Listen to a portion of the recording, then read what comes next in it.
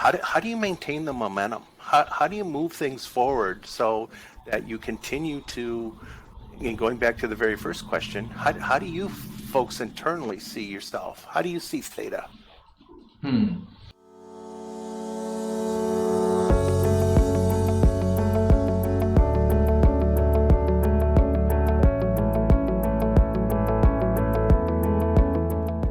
Technology company, you're a crypto company, you're an NFT company, you're a patent company. I mean, how do you guys keep all these balls up in the air?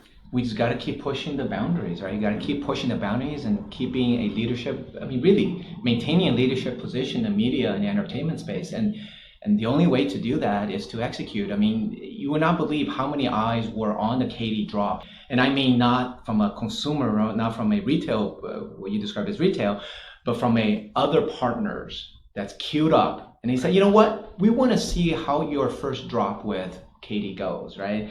And you know what? It went fantastically well, right? I mean, we're really at the beginning stages, and as we think about 22, sort of, kind of to recap how we started, we need to continue to push the boundaries and to drive leadership in the media and entertainment space, focusing on our core, which is delivering video and the live experience and the video experience and streaming, and that continues to grow like crazy. I mean, if you look at all the numbers coming back from Amazon, Disney Plus, and Netflix, it continues to be super positive, and there's no doubt that video will continue to consume the majority of the bandwidth, internet bandwidth out there. I think it's something like 80% of all data out there continues to be, and data in its entirety is continuing to grow, right? It's not decreasing, and so video is increasing even faster clip.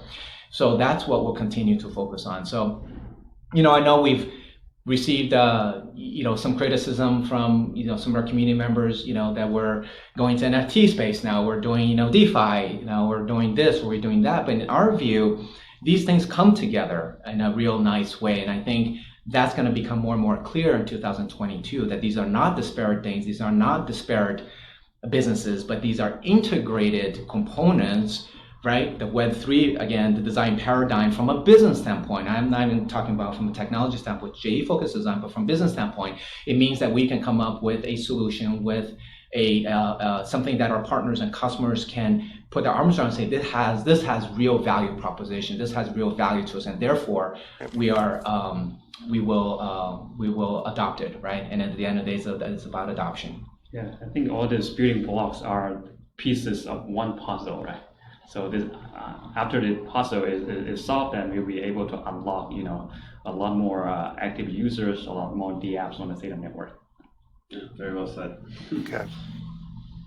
Can you talk about the development of the roadmap for 2021? And there were some changes in that related to like IPFS, machine learning, AI.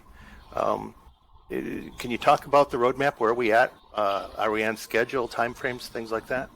Yeah, I mean, broadly speaking, I don't know if you want to touch on individual things, but broadly speaking, this happens every year when we assess the roadmap and why are certain things met and not met or changed. And that's because we do our best to put out what the thinking is for the next 1 to 2 years, but things move so fast and evolving so quickly in this space that it's a best projection at best, because it could be because some other technology, a piece we were building that we thought was maybe the fourth more important thing, all of a sudden we have customers screaming about it, saying this is what we want right now, so we have to adjust on that. Or maybe it's a path we're going down, and after 6 months of iteration, you fail fast and you change because you realize that wasn't the right path. So, individual things like IPFS, that's still Q1 and next year, I believe, and it's on track for there, unless I'm speaking out of turn for JE. But the bigger point is, anytime we are pushing out an update on the roadmap, that's our best thought right now. But that's always going to change. I mean, by definition, it's our best thought. But we're not in the like the real estate business where I came from, where 100 years ago it was the same business it is today. This thing's changing on the fly every 6 months.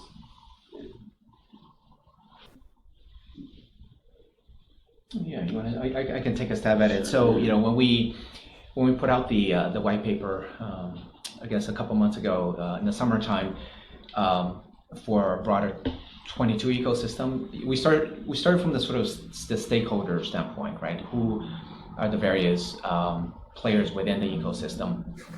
And what became apparent is that it's almost impossible for us or any project to build build something that caters to everyone, right? It's a question of, within the ecosystem, where do you focus your attention and your time?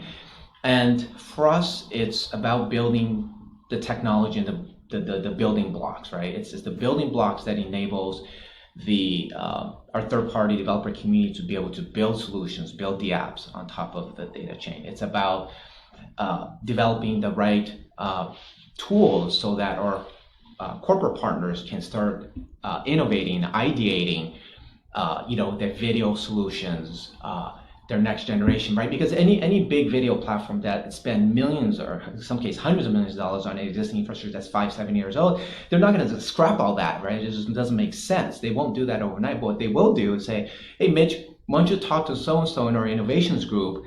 They're doing something really interesting, sort of borders what you're doing, and then we introduce Theta Video API, for example, and they go, wow, this is really cool. I get it. We've got the documentation. We can put an engineer to this, and we can experiment with this. We can test a few things. And then from there, can we roll that out on a regional basis? Can we roll that out to a specific subset of users? Can we do A/B testing, right? Because we don't want to affect, our hundreds of thousands or millions of users. And so that gets exciting. The building block, the tools for these potential partners, right? And what are some of the building blocks and some of the tools that we can provide to our content IP holders? From that standpoint, it's slightly different. They're thinking in terms of how do you make more money, right? Basically, but more importantly, also how do you get paid quickly, right? Because a huge problem in that space is that when you push your content through the Netflixes and through the Rokus and the wherever, right? Samsung TV Pluses.